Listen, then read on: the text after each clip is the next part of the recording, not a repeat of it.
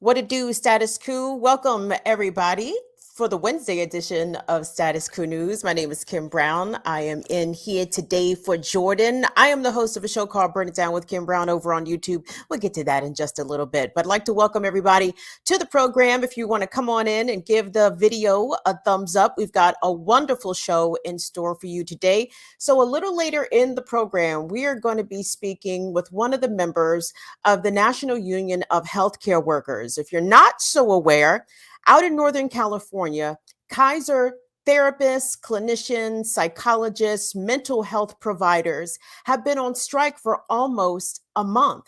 And what they've been protesting has to do with the level of patient care that Kaiser is not providing for its patients, despite the passage or the recent enactment of a California law there that mandates that health insurers must treat mental health crises with the same level of urgency that they would a physical crisis. So we're going to be speaking with one of their members coming up a little bit later in the show. We're also getting into the breaking news, broken, I believe, today by Axios, regarding a list of 38,000 members of the Oath Keepers. Shockingly, hundreds of them have been discovered to be law enforcement officers, to be politicians, people holding elected office, and to be in the military. I know you guys are just blown away by that news. Just doubt. You're skeptical. I understand that. We're gonna get into some of the nuts and bolts of this Axios breaking piece that came out today. And it's important, everybody, because if you think for a second that police is an institution that can be reformed, that somehow the white supremacists can be screened out of it. No. No. You cannot remove the foundation of the building. Okay. The institution will surely stand. And speaking of the institution, just the historical neglect of Black and brown communities across this country has been illuminated as it usually is, with some frequency and some regularity. But this week has been exceptional, as there are at least three cities and or specific areas where the water quality has been drastically compromised, either through natural disaster or through intentional institutional neglect.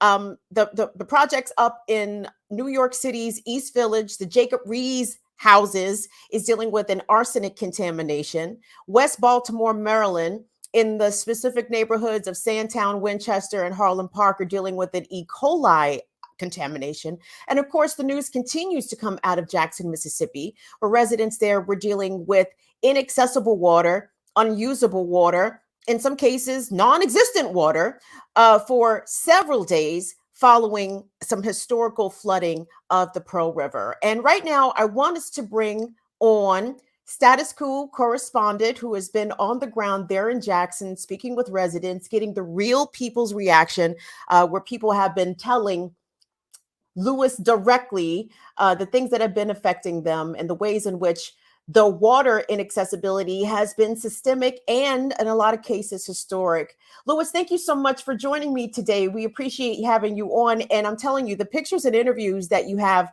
been, bringing to the channel from Jackson have been remarkable. And let's actually start with a couple of your clips, Lewis, while we get you squared away there, where you found this giant hole, this significant gaping hole in the streets of Jackson that have not been addressed, not been fixed, and it's causing some sort of structural compromise to the roadway. And then we're going to play a clip of you interviewing one of the residents there in Jackson after having received their water portion for the day, describes in the ways that which the intentional neglect of Jackson's water system is definitely systemic racism and environmental injustice issues. So let's check out these clips.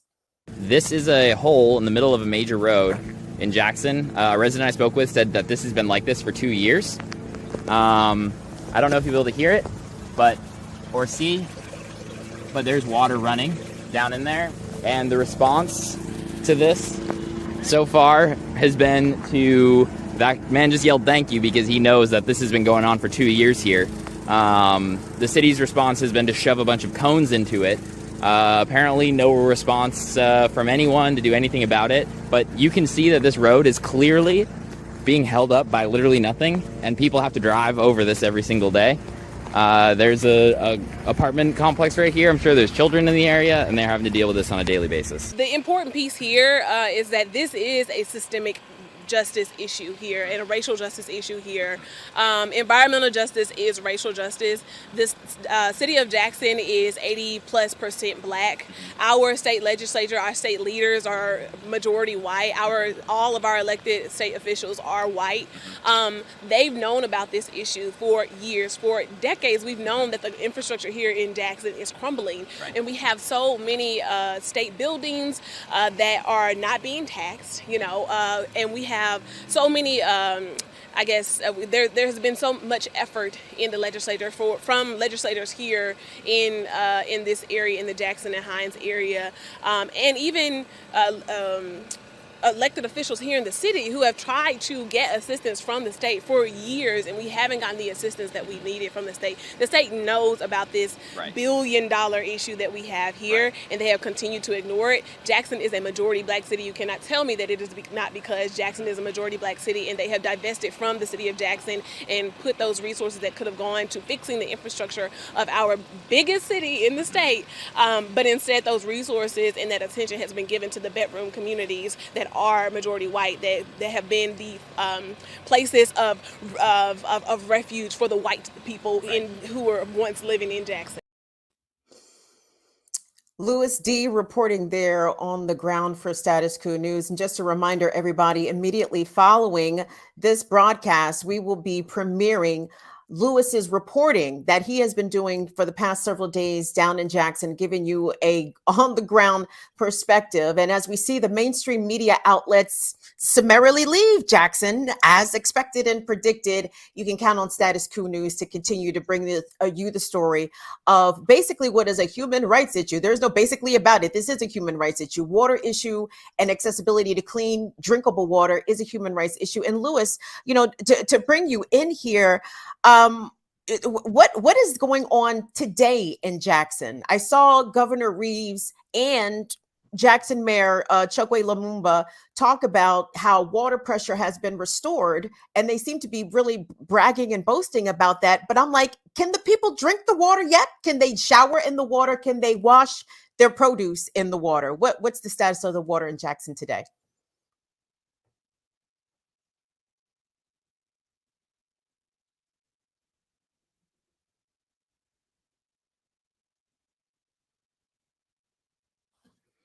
Are we frozen? It seems like we may have a tiny bit of a freeze here. So we're gonna get Louis squared away.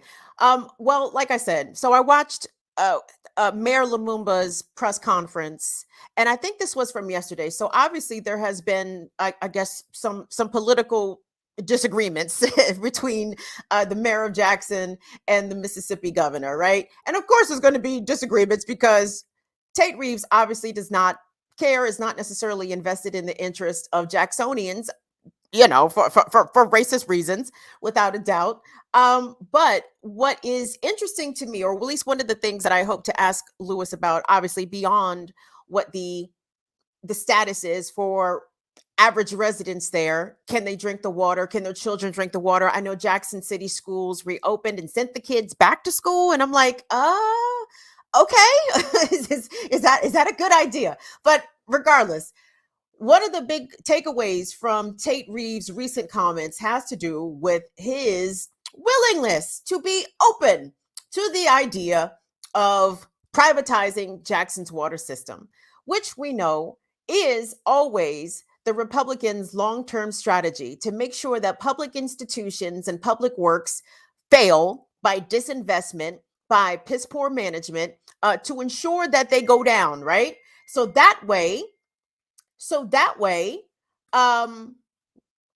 privatization can take place. The private industry can swoop right in.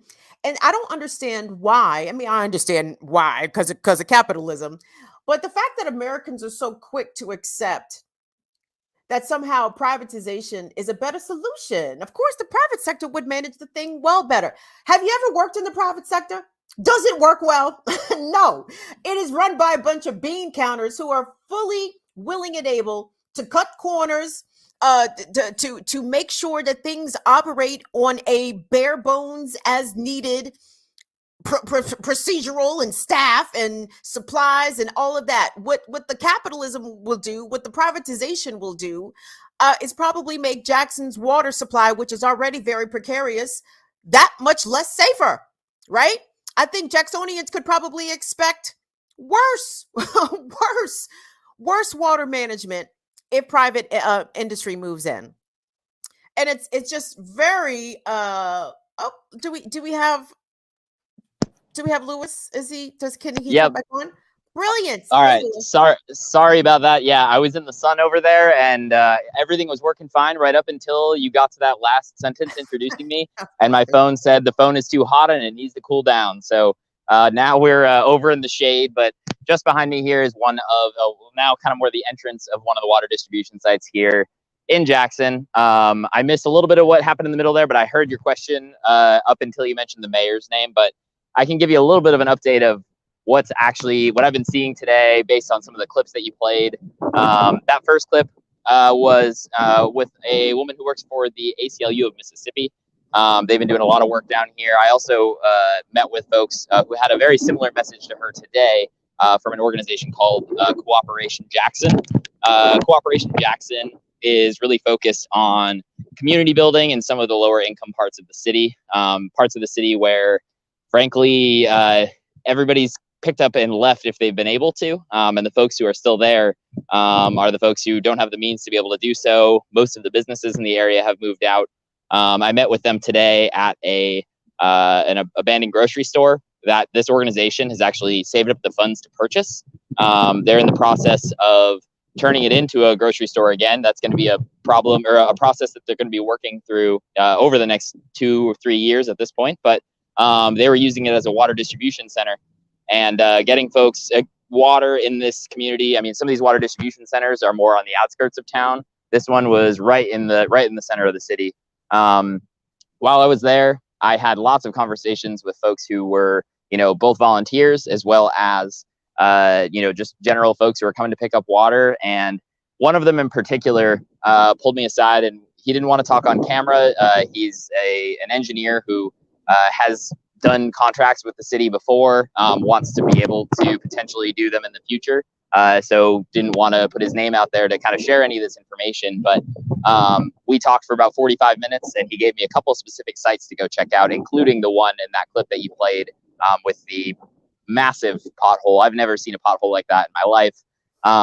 What you can't see in that video, and it's you can't see it in any video really, is underneath the mess of cones, there's probably 5 of those giant orange barrel cones just shoved into this hole, because apparently that's a solution.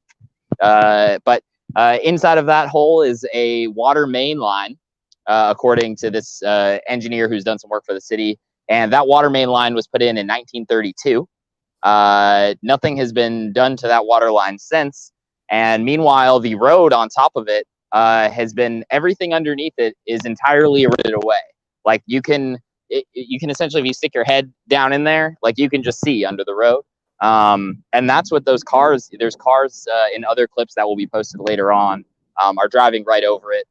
This is directly next to a small apartment building. While I was there, a woman came outside and said, are you guys here to fix the...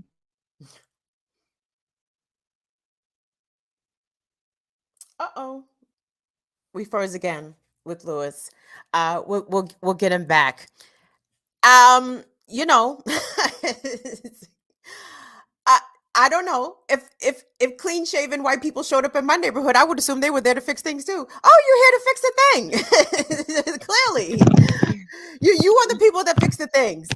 Yeah, Look. yeah, I guess. I don't know. Yeah, but no, it was just an overall sense. Again, I said this yesterday on the show, a sense of abandonment from folks here. That's what they feel. And I've been here for a couple days now, and I've never seen anything like it in the U.S.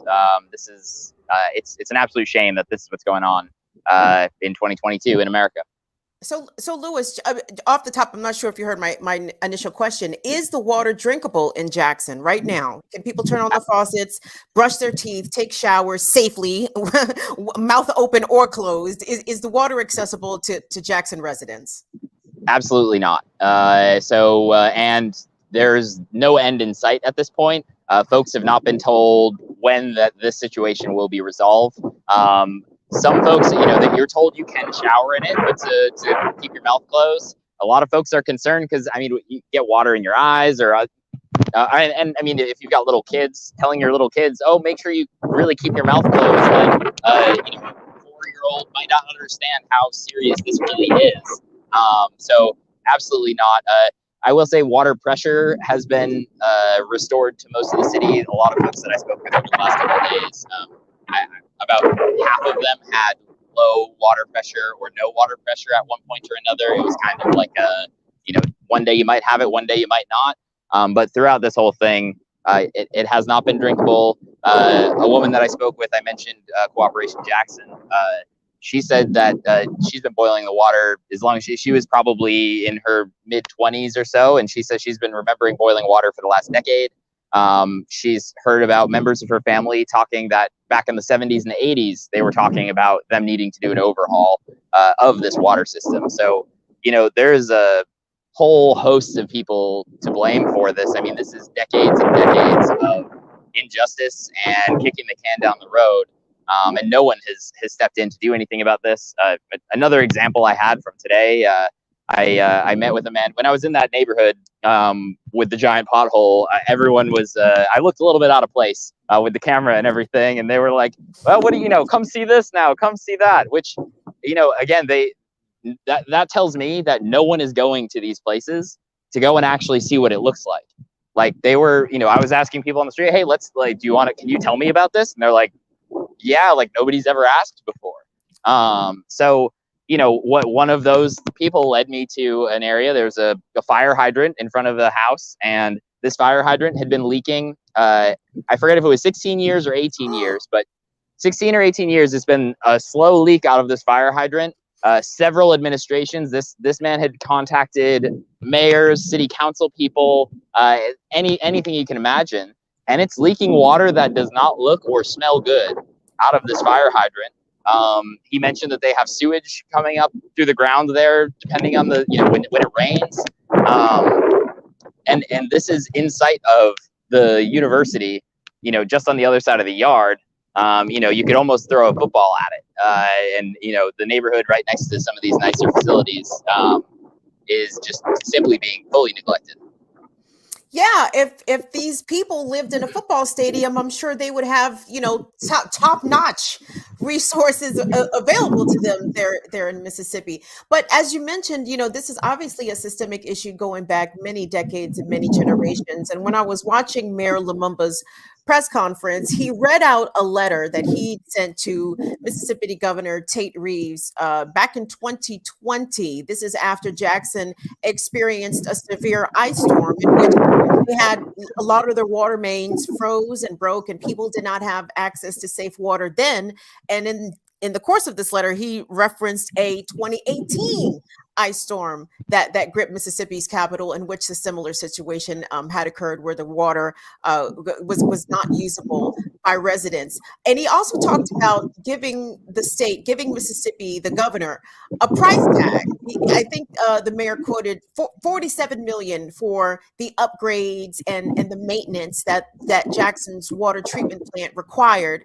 And there just does not seem to be any sort of response coming from the governor preemptively to help shore up this facility and to make sure things like this do not happen again in the future. But the governor, in response, mentioned the idea of privatization and leasing out the management of the water treatment facility to a private entity. What do residents say about the way that Jackson's water has been intentionally neglected at this point?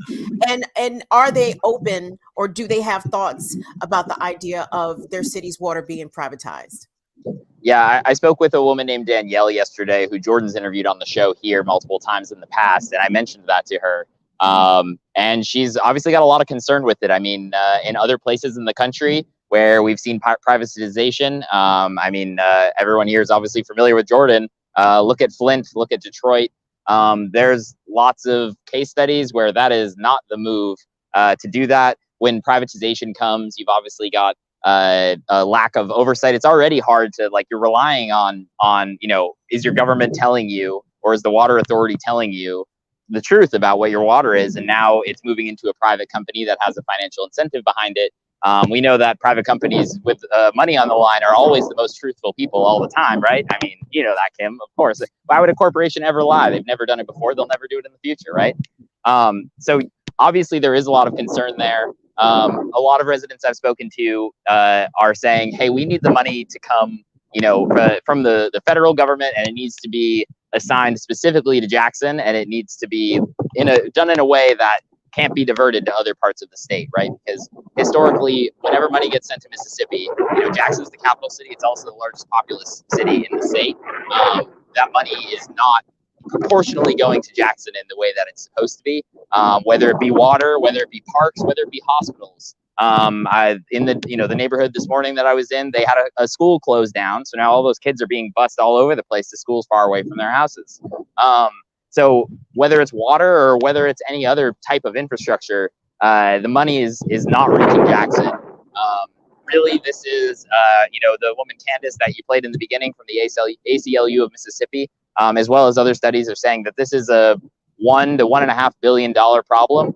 That money needs to come from somewhere, and you can, you're not going to get it from people paying more for their water bills, and people are already paying. This is another thing that's pissing me off, to be honest with you. People's water bills are going up during this. People are paying more money for water that they can't use. It's an absolute shame. I mean, two to three times what they're normally paying for water. So when the talk of privatization is coming up, people are not happy with it. Now it's getting stormy. What a day. I gotta turn this way, so hopefully the wind is a little better. The weather there is doing a madness with your microphone. Yeah. Are you hearing me a little better now that I cup this, or no? Is this not? Yeah, it is a little better now that you've cupped it. Yeah. The question that I was going to ask is that, so you mentioned the amount of money that obviously it will take to rehabilitate or actually make the system work, the water treatment, the sewage facilities, etc. And you mentioned about how the money is just not getting to Jackson. Well, it's not that Mississippi doesn't have the money, even though Mississippi likes to cry poor and broke all the time. It's obviously that the federal funds that come into Jackson are either being refused, or in the case of Tate Reeves, the current Mississippi governor, and his predecessor, there could be some higgy-hagga happening there with the welfare money being mishandled and misappropriated and given to their cronies and their friends, and not getting directly to the Mississippians who need those resources the most. And Lewis, I would imagine that, Jackson's a majority Black place. I'm assuming that you've spoken to a majority Black people there. Black people in Jackson have got to feel as though they are under attack by their leadership, by their government. If it's not the water, then it's the mortality rate for pregnant Black mothers who are delivering babies, and Tate Reeves decided to cut off the expanded Medicaid that would cover them up to a year after their child had been born. The abortion restrictions there in Mississippi, where women who are dealing with pregnancy complications cannot have legal access to abortion care. And we know that Black women there are more than 3 times likely than white women to experience pregnancy complications, and will die as a result of those pregnancy complications, or die during childbirth. And, just the life expectancies for Black Mississippians is lower. And here we are with the water. I mean, do Black people feel as though literally that the state of Mississippi as a state entity is out to kill them and take them all out? Yeah, I mean, that's definitely the sentiment that I'm getting from folks that I've been speaking with. Again, like I said at the start of this, abandonment is a word that I think describes it well. I'm just going to try to get out of the wind here. Abandonment is a term that I think describes it well. Yesterday, 2 days ago at this point, I spoke with a mother and her son, and he made a comment saying essentially that he feels like Jackson has just been sacrificed by the rest of the country. They're like, oh, we'll just let Jackson deal with all the problems so we can take care of the rest of the country, essentially. So no, I mean, what you're saying is you hit the nail on the head. It's exactly right.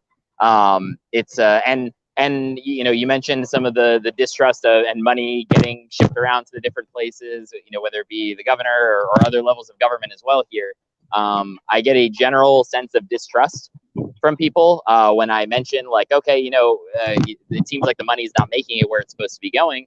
And they're saying, you're right, but we don't trust, any of the people who are in power at this point. But it's so difficult for so many of these people to get them out of office, essentially. So there's definitely a level of, these elected officials have been there for so long. And like we see in other parts of the country, this isn't even necessarily related right to here. It's easy for incumbents to win. It's hard to challenge the status quo. And that seems to be happening here. And that's a major reason why I think a lot of these folks are being neglected. The state government seems to not care about Jackson whatsoever. The governor should be ashamed of himself. I mean, the governor's mansion is here in Jackson, and I cannot imagine, even just right on the outskirts of downtown here, I can't imagine driving by some of this and thinking that it's okay in the capital city of Mississippi. So yeah, you hit the nail on the head. People, again, they feel abandoned. They feel like Jackson's been sacrificed, and nobody's on the way to help, basically. And I will say too, there is no other media here at all. No, I haven't seen I saw one local news car earlier today. The gentleman that I spoke to earlier today, who pointed out the potholes and the fire hydrant to me, he actually had a business card of a local reporter here who was doing nothing with the story even. And he was like, wait, you'll actually go look at this? And then, later he saw me at the thing and pulled over and was like, thank you for actually showing this, because even the local journalists here won't do it. I'm sure there are some who will, but it's just not happening in the way that it needs to be. I mean, this just like I do. A lot of times, local journalists sometimes will be very reluctant to hold those in power to account because, they desire that access. They want a future interview with Governor Reeves. So they don't want to get in his shit about why the capital city does not have accessible, consumable drinking water. And, water is life, Lewis. And this is absolutely a human rights issue. And I don't even know if you can answer this question, but is there some sort of call for the federal government to intervene here on behalf of Jackson residents? If you have people living in the United States of America, and I know this is very idealistic of me to say this, but and they do not have access to the thing that they literally need to survive, then if the local officials refuse to act or won't act for whatever reason, it is incumbent upon the federal government to intercede in some way. And I would think that the Biden administration could, if they wanted to, use some sort of eminent domain to perhaps take over, not the city of Jackson per se, but maybe the water treatment plant in order to guarantee that upgrades and maintenance is done for certain with some sort of federal oversight, whatever that's worth. Are there any calls for the Biden administration to get directly involved in remedying the water situation there in Jackson? Yes, there definitely are those calls. So Cooperation Jackson is, like I mentioned them earlier in the stream here. One of their main calls to action is that they are pushing for the federal government to directly get involved here. If we can eventually get a link up to that, we're going to have a video coming out tomorrow. I did an interview with one of their organizers, and she explains a lot about what their organization is trying to do and goes through some of their core call to actions. And number one is the federal government needs to step in here, because clearly this crisis has been going on for far longer than the last 2 weeks. This is a crisis that's been going on for years and years, and the neglect has been going on for decades. The injustice has been going on for decades. And clearly the federal government needs to step in, and that's what a lot of folks on the ground here are hoping for. So immediately following this broadcast, everybody, once we wrap up this show, don't go anywhere. Stick around, stay right there in the chat, because we will be premiering some of Lewis's reporting from Jackson coming up following once we wrap up here in just a little bit. So Lewis, give the folks a preview about what they can expect, who you spoke with, the other kinds of, I'm sure, disbelieving pictures that you guys were able to capture there in Jackson during this water crisis. Absolutely. First off, thanks for having me on. Apologies to the viewers of all of the wind and me running around and hiding behind a car now. But I can assure you that there's going to be plenty more coming here. Unfortunately, it is too easy to find tragic stories here.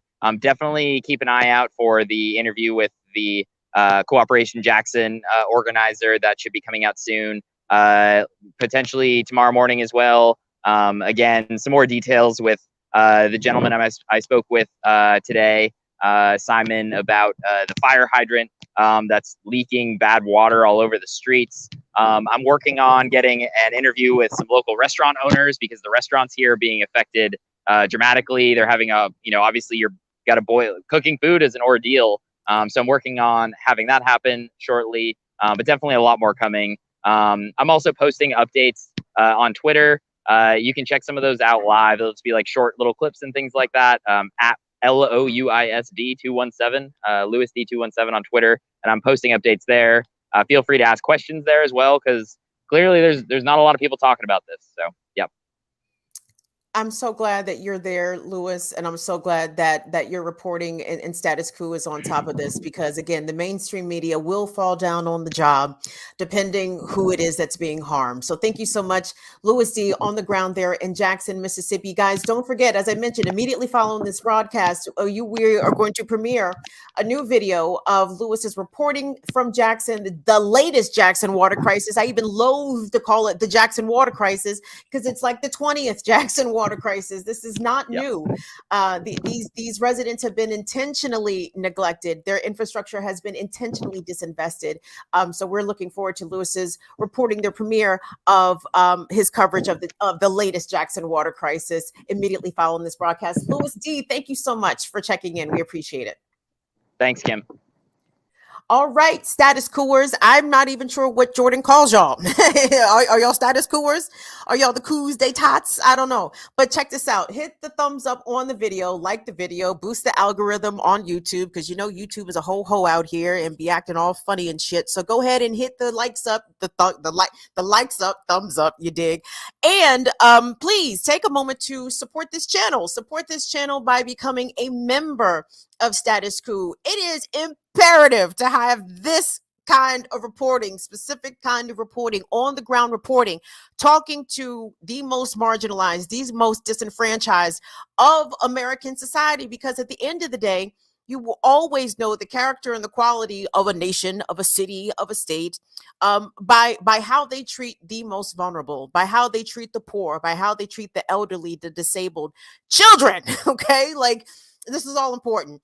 And it's important for channels like Status Coup and my channel, Burn It Down with Kim Brown, and Black Power Media to tell the truth about America, America's interests, and America's values, because America reflects its values very poorly every single fucking day. So do us a favor, like the channel, support the channel with some memberships. Shout out to the Fire Fam checking in from the chat. What is going on? So the next story I want to move on to, and I'm only going to stay on this just a few minutes because it's going to be difficult for me to get through this without laughing because we're going to go to that Oath Keepers story there, Colin. So this is an exclusive, shall we call this that? I don't know if it's exclusive from Axios, but they're the ones reporting it on today. And I saw it trending on Twitter. And I said, haven't I heard this story before? Axios.com reports, at least the headline, Oath Keepers members list includes military, law enforcement, politicians. Now, guys, and again, and I know y'all going to say, Kim, this is old news. We've heard this before.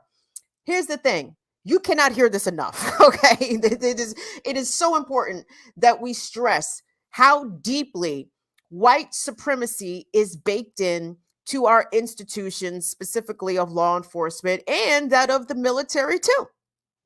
So as we are looking here at this, I'm sorry, I'm trying to find my link that I had linked to myself so I can get through this thread pretty seamlessly. Let's go. So here's Axios, and I'm going to read some excerpts from this article. But basically, here we go. Hundreds of elected officials, military members, and law enforcement officers appear on the membership lists of the far-right Oath Keepers militia. This is in a new report published by the ADL, the Anti-Defamation League. Now, according to Axios, the leaked membership list was published initially by the journalism collective Distributed Denial of Secrets back in September of 2021. Now, the ADL says that its center of extremism went through the 38,000 names on the list to identify those who held, quote, sensitive positions. Now, what the ADL identified were 373 people named on the Oath Keepers membership lists who are currently serve in U.S. law enforcement agencies, including at least 10 chiefs of police and 11 sheriffs. In the Oath Keeper database, the ADL also identified 117 people currently in the military, 11 people serving in the reserves, 31 who are military contractors or hold civilian positions. The ADL also says that it identified 81 people who were holding or running for public office in the United States as of August 8th. Quote, these individuals run the gamut from local office, mayors, town council members, school board members, to state representatives and senators. So guys, this is important, and I shall tell you why. Number one, it is amazing to me. And if I'm wrong, hold on, let me go to the chat because I'm absolutely here to be corrected if I am mistaken. But how come the Oath Keepers have not been designated a domestic terrorist organization? And again, please, if they have, correct me so I can be wrong, because I would like to be right.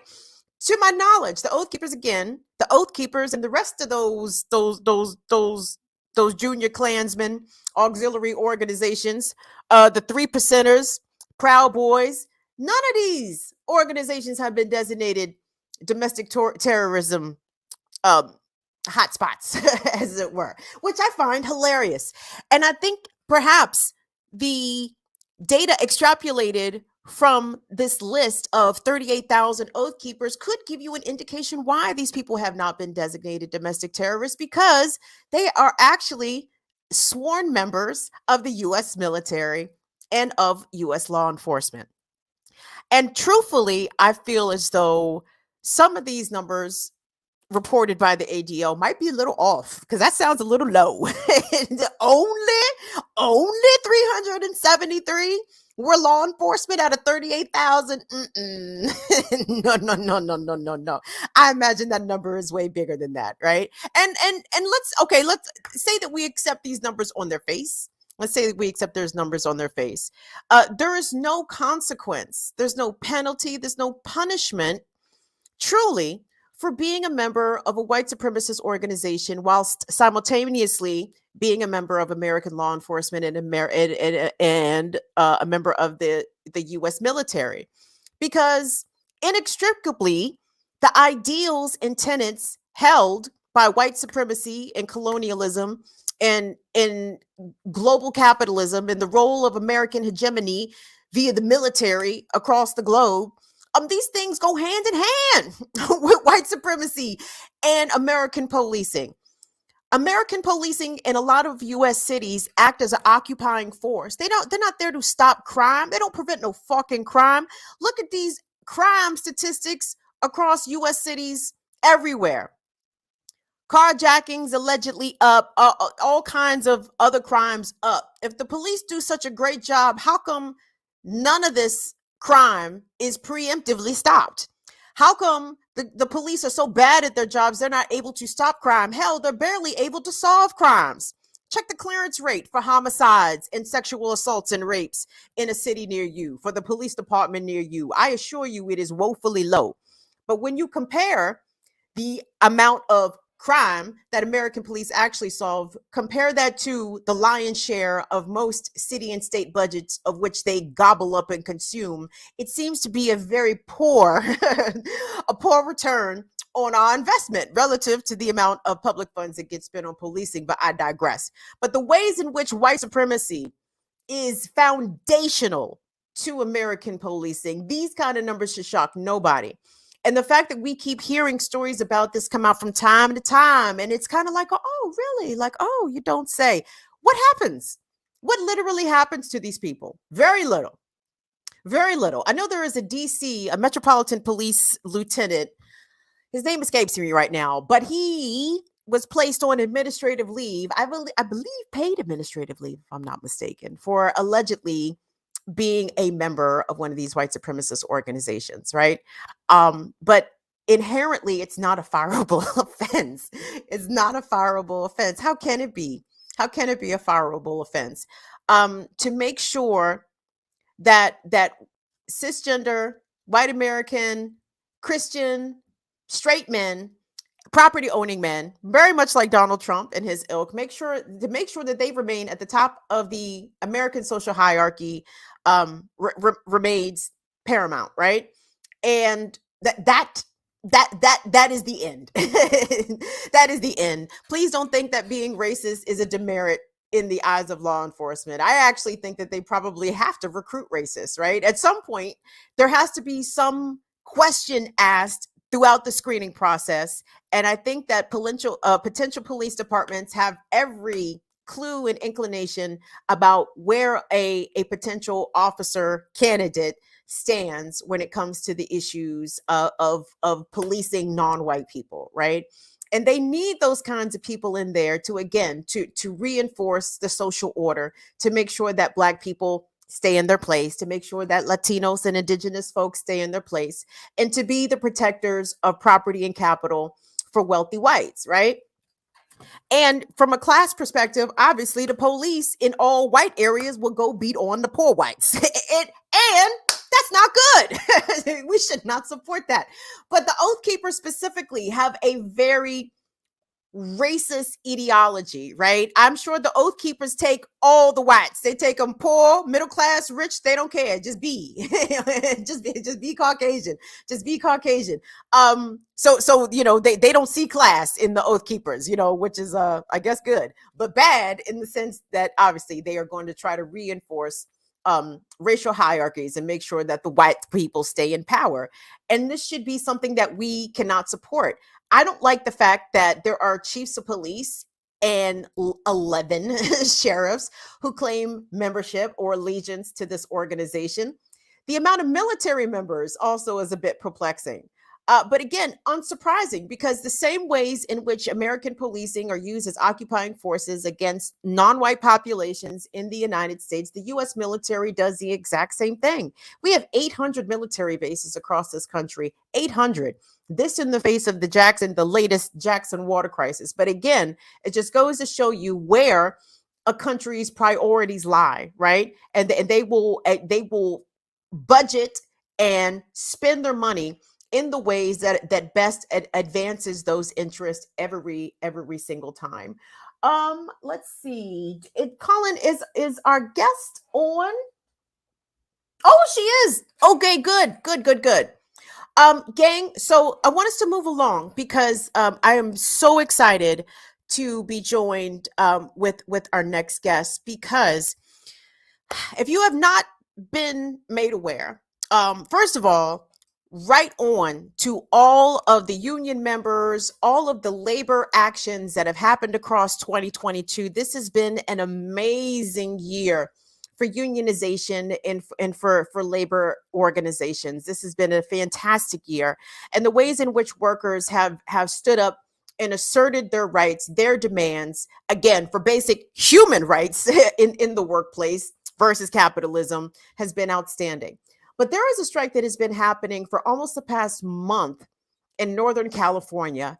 Over 2,000 mental health care providers have walked off the job at Kaiser Permanente because they say that Kaiser is failing their mental health patients with their policies, with the ways in which they are understaffing and spacing out appointments for patients who are experiencing mental health crises. And this flies in the face of a recently enacted California law, which mandates that health insurance providers must treat mental health problems with the same urgency as they would treat physical problems. So I'd like to welcome a member of the National Union of Healthcare Workers from California, Alexis Peterakis, who is a psychologist and a PhD, and who is also a member of NUHW, who is on strike. Alexis, are you with us?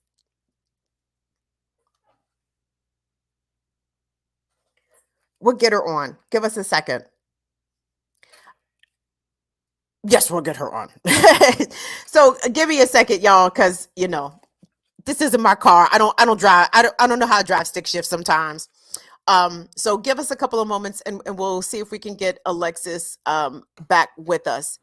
It looks like she's just having some issues with the devices.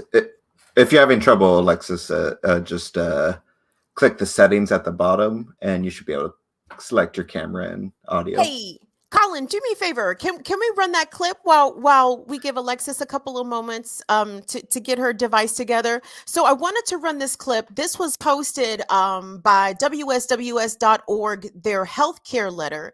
And this is interviewing a mental health provider, a NUHW member, back when the strike first began a couple of weeks ago. And this person outlines in pretty good detail the reasons why these workers have decided to go on strike. And it's a very principled strike because they're doing it really on behalf of their patients. So let's take a look at that. To be able to provide the type of services, the type of good mental health services that is within best practices, we can't do it anymore within the system that Kaiser has created. We don't have a system where we can actually treat patients. I can't see my patients except for every 6 to 8 weeks on a time. And so my patients are literally languishing out, contending with their own crises for weeks and weeks and weeks, and feel so hopeless that they have no other options but to hurt themselves, but to suicide. And if they do try to get more help, they're then going to our emergency departments. The way that the system is working to be able to see patients in a timely manner, it's absolutely broken, and it's been broken for way too long. So what would be necessary in order to provide that level of care? Well, I mean, in the beginning, we just need to hire more therapists. I have so many colleagues who have left our system just in the last year and a half.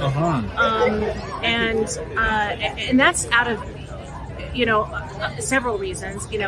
One being burnout, another being feeling that they can't ethically provide the good care that they can and should. Also, treating your workers well is important. It feels false when they say thrive. We're not thriving here. And so even that is a hard thing to stomach when I come to work. Yeah. So not only am I not thriving as a psychologist, my patients are not. They're languishing. They're wanting to die. Striking is one of the hardest things to consider because we feel guilty that we're not able to treat our patients. We're not able to be there that day, that week, those months when we are striking. But really, we have to be able to stop and say, this is not okay. What we need to do is to be able to stand back and say, what is it that needs to be changed so that patients can get better care, so that the nurses, the psychologists, the doctors can actually be available.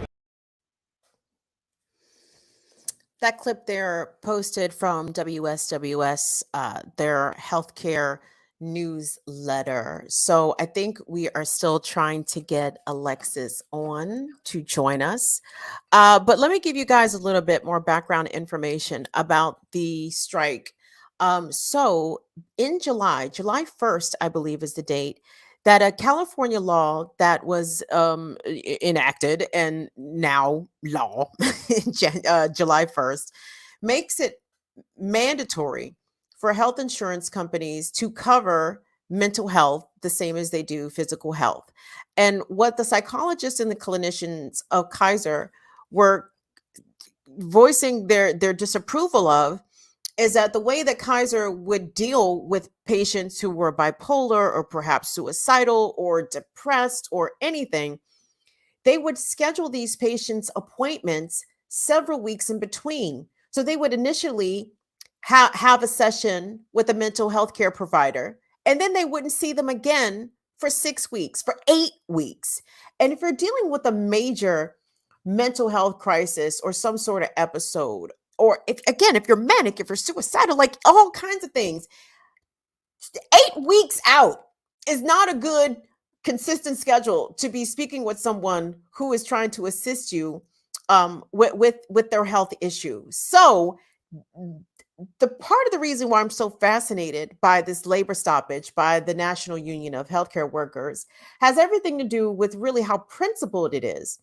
Now, I know they have actually been joined, the NUHW members of Northern California who are on strike, and again, they number 2,000 plus. They have been joined in solidarity with their union brothers and sisters in Hawaii who have similar complaints, but I think the Hawaii members also, there's a compensation aspect to what the Hawaii members their demands are. But the California folks are a little bit different because Kaiser has already come with a proposed contract, right? And it involved increased compensation. And hopefully we can get Alexis on here to confirm this, because it is my understanding that was rejected by the NUHW members. They rejected a boost in compensation because they said straight up to Kaiser, this is not about money. This is about our patients' care. And this strike, you guys, is set to last indefinitely, okay? These folks, this is their livelihood on the line here, okay? And, not to be presumptive or even reverse classist in some way, but these are learned doctors, okay? Like they probably make a nice little bit of coin as it pertains to their salaries. So, I'm sure that they are not happy that they are missing out on paychecks as a result of this strike. But again, when something is about principle and it's not about money and it's literally about human lives and the quality of human lives, how can that be anything that any of us stand against? And again, the downside to this strike is that the patients that do require this care are currently not getting this care. And that was absolutely a question that I wanted to pose to Alexis, because without the labor stoppage, systemic change can't be enacted, right? There cannot be systemic change. And again, what these NUHW members are doing is effectively going to enact systemic change. Kaiser is going to have to change the way that they do business as it pertains to patient care and the frequency of appointments in which patients are seen by their doctors, right? So that's why we should stand with these folks. They're not doing this for money. I won't say they got money. Let me not be all in their pockets. I don't like to count other people's money, as it were. But this ain't about money. This is about people. And how often do you see that? And again, when put juxtaposed other labor actions where people are striking for wages, they are righteously striking for wages. They are justifiably striking for wages. People deserve higher compensation. But when you have a bunch of white collar workers like this that are already, I would assume somewhat well compensated, and they're saying that this is about us, this is not about us, this is about others. That's something that I think that we need to stand up and pay attention to. And you know what? Hey, Alexis, hi. Okay, there you are. Can you hear me? I can. You sound fantastic. I wasn't sure if we were going to get you. I'm so glad to have you on. Thank you so much for making time to join us. Absolutely. Thank you for having me. Wonderful. So, okay, now you got to fill in the blanks. So here we are. Week 3, almost week 4 of a labor stoppage by the National Union of Healthcare Workers of Northern California. Over 2,000 of you have walked off the job. Is it okay if I call you Alexis? I'm sorry. I'm just presumptively. Of course. Brilliant. Thank you so much. Alexis, tell us why you and your fellow union members are on this indefinite strike. So we're And we've been bargaining for a new contract for our union for the last year. I'm a member of the bargaining committee myself. And so we've been trying to get a fair contract this past year. And it's been really difficult.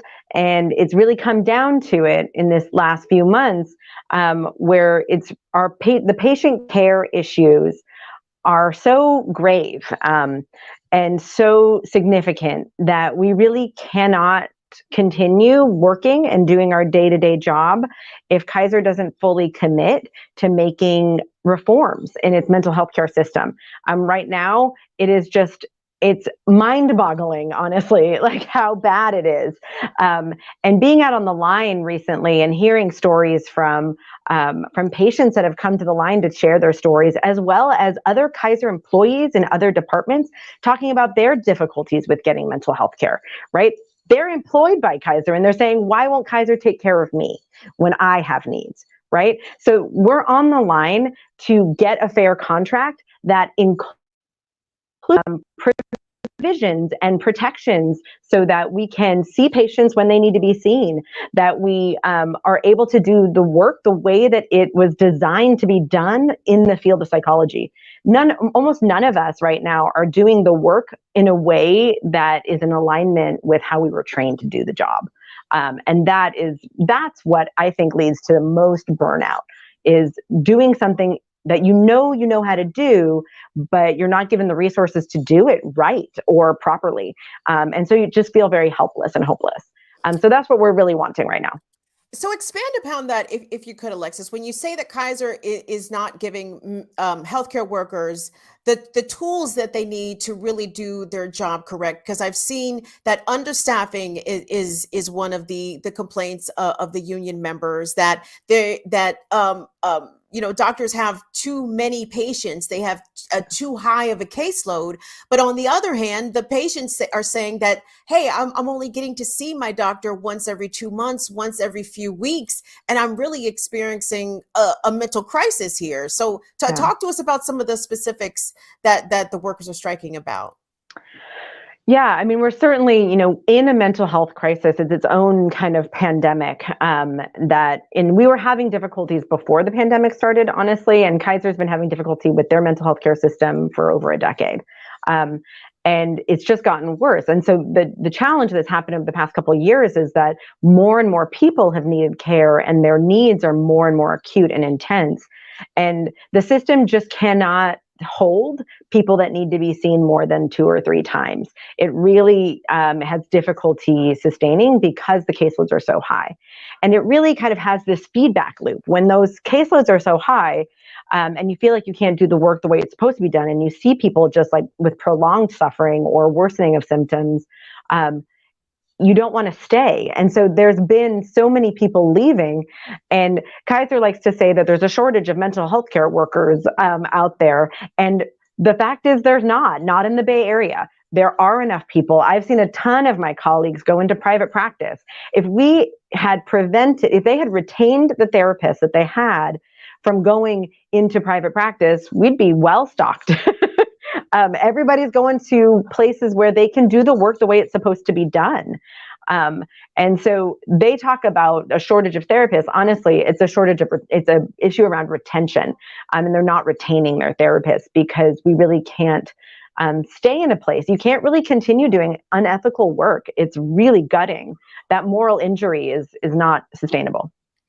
So what are the ways in which this labor action coincides with the enactment of a recent California law that mandates that healthcare is equal between mental health and physical health, that health insurance providers must treat mental health crises the same way as they would treat a physical emergency? Talk to us about the enactment of this bill and how Kaiser is not in compliance. Yeah.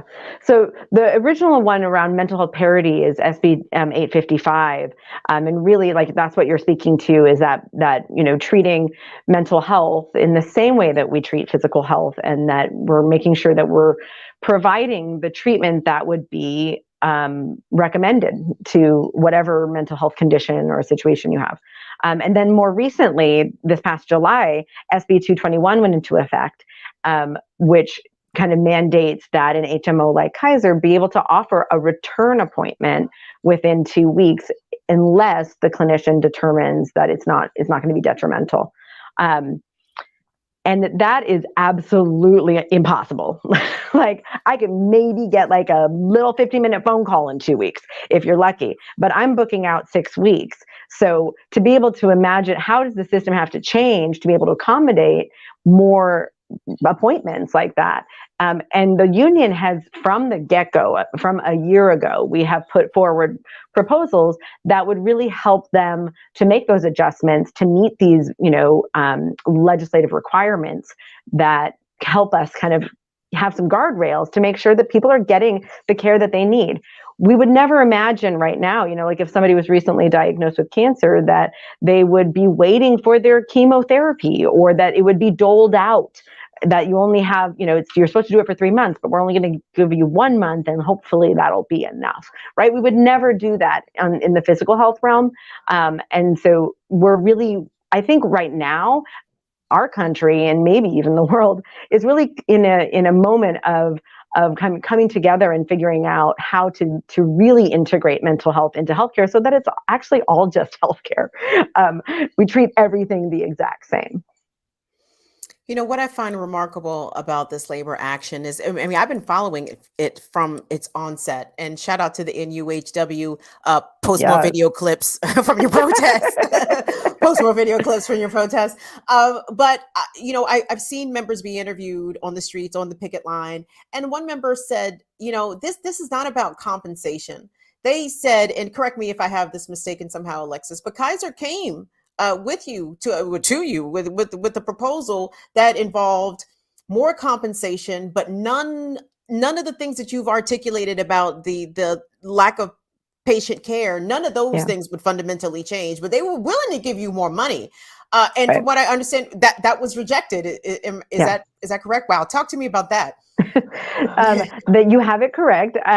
So they kind of, in the last hours, on the bargaining committee, we were ready to go until midnight. I was imagining, some classic movie around labor, like we're going into the wee hours of the night, bargaining away. But no, it didn't turn out that way. They brought to the table a contingent offer. So we had to agree to it by 10 a.m. that Monday before the strike, if we were going to get a certain amount of money, and lump sums and things like that. They made just a slight movement on what's called indirect patient care, which is what we're asking for is more time to be able to do the collateral work in service of the patient. So it's all the non-face-to-face stuff.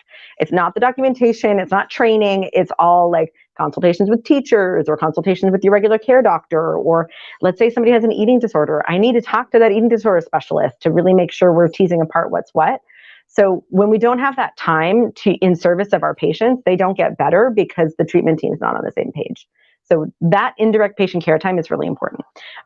It's not the only important thing, but it is an important component of making the patient care more effective and efficient and ethical.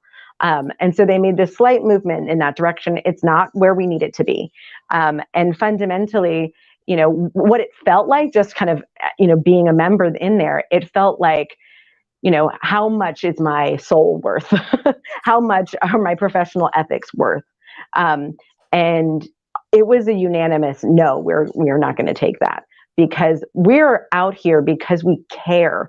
We are out here because we love what we do. We love our patients. It's really difficult to be away from them, because particularly I know they're not getting their care because they weren't really getting a great care before. So of course they're not getting good care now. And that breaks my heart.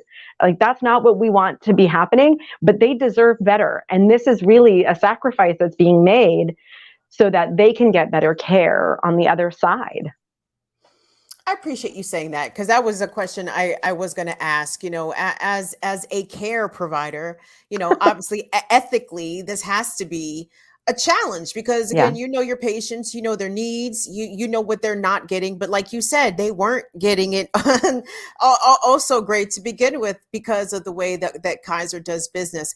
But Alexis, at the end of the day, I know that you guys are doctors and highly educated individuals, but at the end of the day, the rent is due, right? So, Yes. so talk to us about how your members are being impacted with their livelihoods with this indefinite strike as it's ongoing.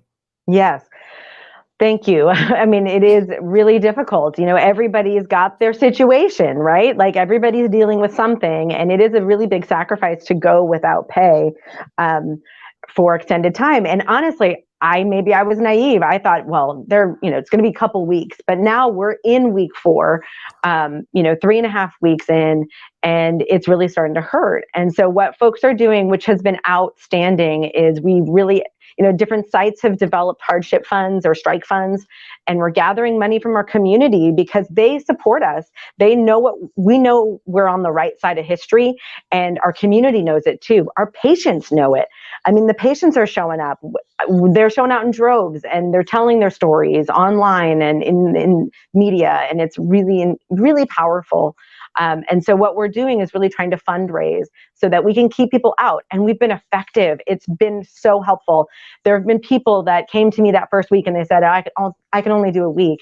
And they're still out there today because we've been able to put some money in their pockets to cushion the impact. We cannot replace, we cannot replace salary, but we can help, if there's a need that comes up.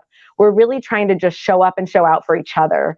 And really relying on the community. And this is my first time being a part of a union, and I cannot speak more highly of the power and the magic of this community I didn't even know was there. I mean, we were out on the strike line in San Rafael the other day, and these construction workers saw we were out on the line and they didn't cross.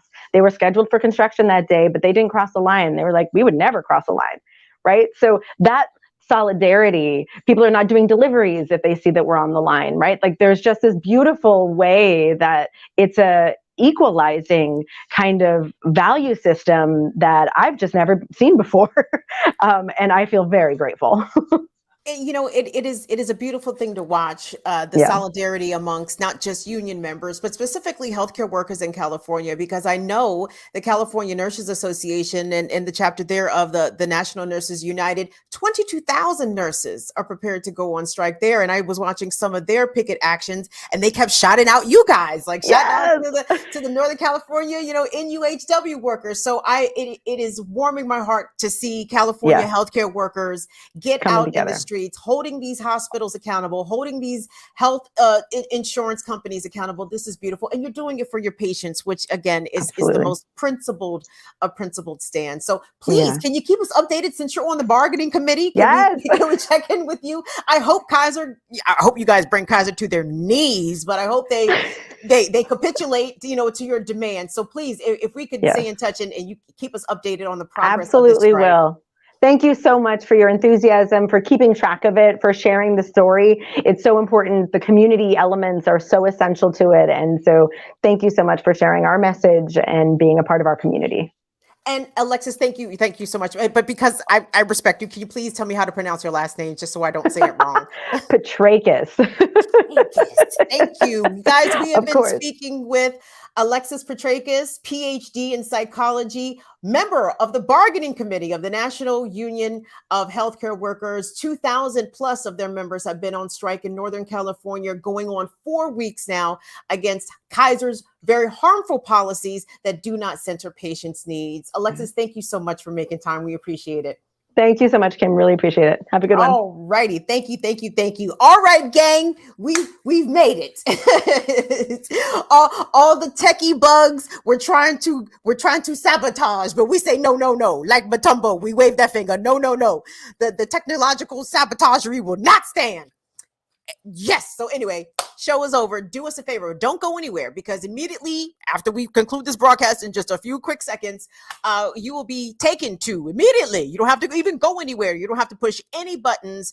The premiere of Louis D's Jackson water crisis reporting right here on Status Coup News. Louis has been on the ground in Jackson, still continues to be on the ground in Jackson. And you know who's not on the ground in Jackson? Your favorite MSNBC. It's like, I don't know what MSNBC is doing because I don't even watch MSNBC, but I assume per Lewis's reporting that the mainstream media outlets are starting to ramp down their coverage of that. So stay tuned right here on Status Coup News for the premiere of that coverage from Jackson coming up right away. Thank you so much, Humorous, for your super chat. I know some other people ran some super chats. I'm sorry, I cannot read the super chats because it's too buku. It's too buku. But in the meantime, do us a favor, like this video, support Status Coup News by becoming a member, and please be sure to subscribe to Burn It Down with Kim Brown. It's my teeny little channel over there in the corner of YouTube. We're growing slowly but surely. I see my fire fam in here checking in the chat, and I appreciate that. Support Burn It Down with Kim Brown by subscribing, and follow BIDWKB, different places around the internet. Also, check me out tomorrow morning on Black Power Media, where you should also follow and subscribe. The Remix Morning Show starting at 8 a.m. to 10 a.m. Eastern Time. Okay? Alrighty. On behalf of Jordan and Colin, I'd like to thank you guys for rocking with me tonight on Status Coup. Stay tuned. The premiere of the latest Jackson water crisis happens right now.